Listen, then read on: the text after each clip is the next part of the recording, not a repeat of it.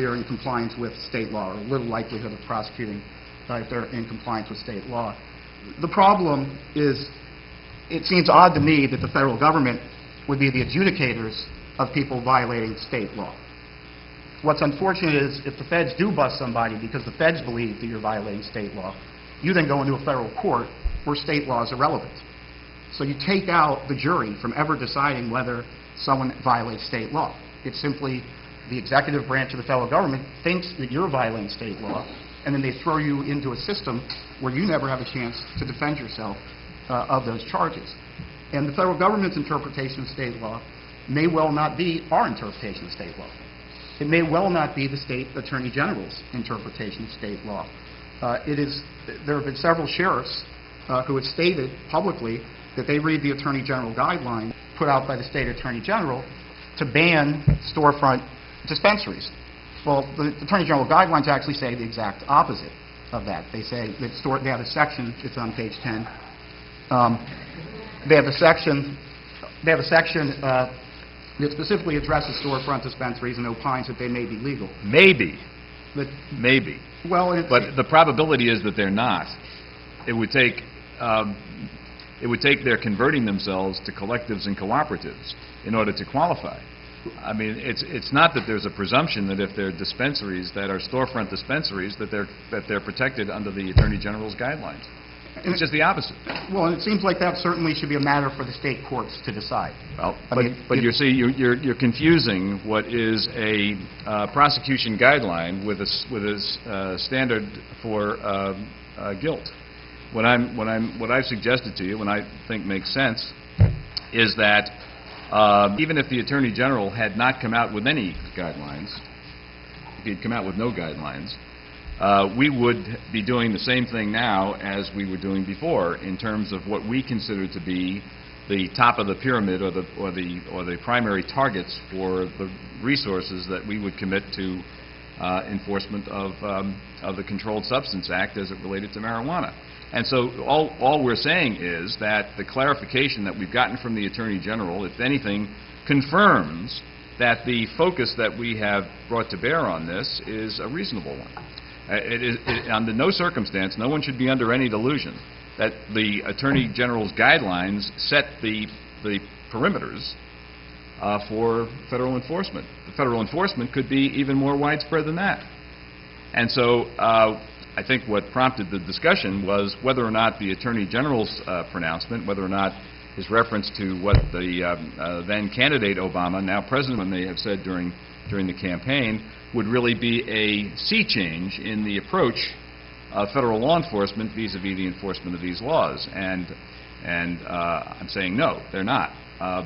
But that there should be some guidance to people who are out there in this marketplace, basically, as entrepreneurs, as purveyors, whatever, as to what the lines are. They may be not bright lines, they may be blurry lines, but what the lines are for operating in a safe mode. If you're in the business of selling marijuana for profit, you are in harm's way.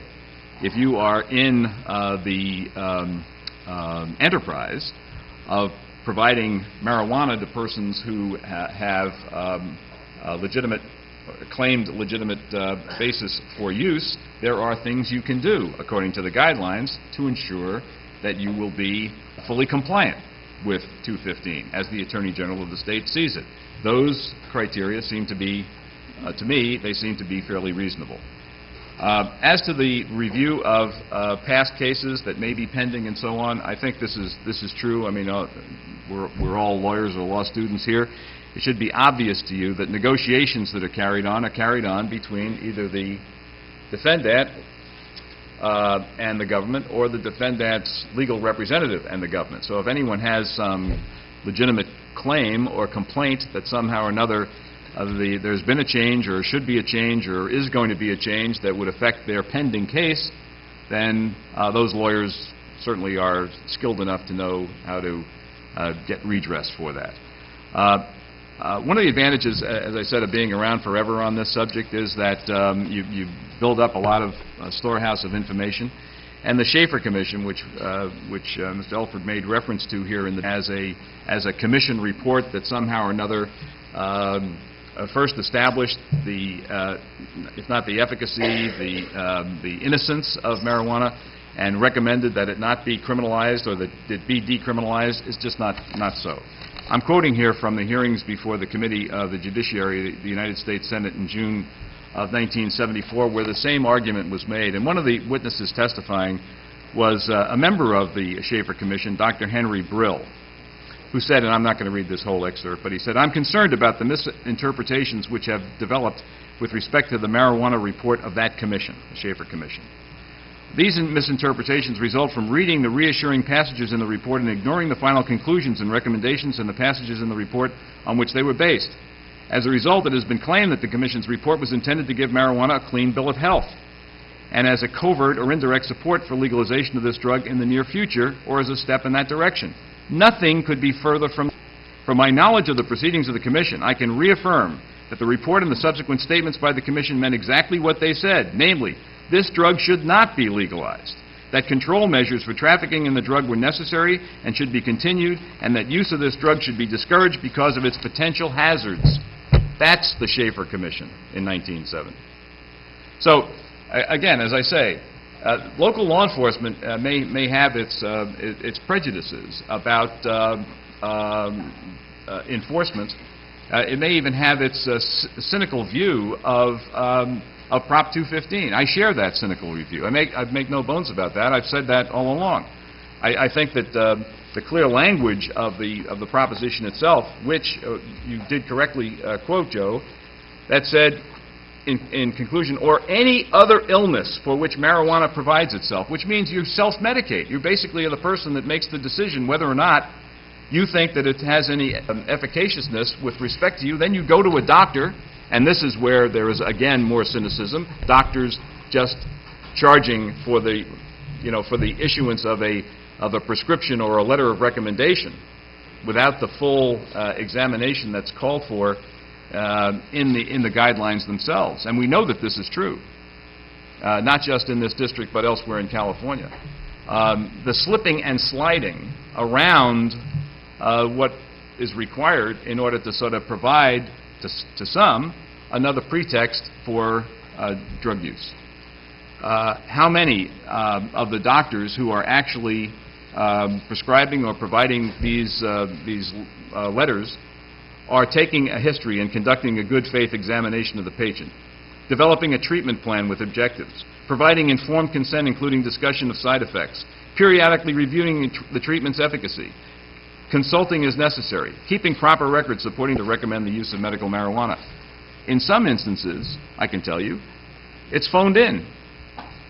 And the prescription or the letter of recommendation is provided by fax with no contact between the patient and the physician. So let's not be too quick here to say that the system as it's working and is operating is operating perfectly, or that all of the necessary traps and traces are being respected to ensure that only those people who are arguably entitled to have marijuana dispensed to them because they are patients are the ones who are receiving it. And remember this, again, I said before, in terms of the cynicism. When marijuana was first came onto the scene, nobody argued that it had any medical efficaciousness. Nobody suggested that it was going to be a treatment for any illnesses. It was only as a part of the sort of developing culture of legalization of marijuana for general use that there were these suggested carve-outs for treatment with virtually no scientific or medical support. So, we're a long way from kind of a perfect world, but in this environment, I think that to the